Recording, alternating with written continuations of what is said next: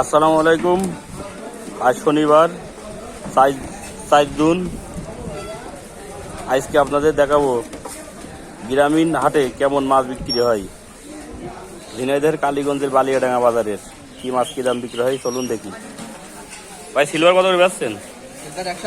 180। আর এই যে কই মাছ? কই 200। আর এই পাশে রুই মাছ 260। আর এই তেলাপিয়া 180।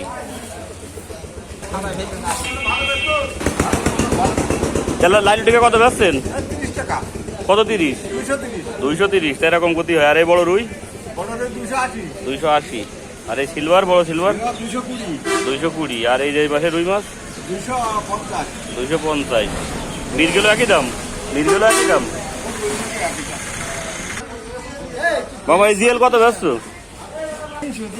300 টাকা কেজি। আর এই ছোটটা 200। মাছের দাম তো কম। আচ্ছা পাবদা কত বেচছেন? কত বলেন বেচছেন? 100 টাকা কেজি।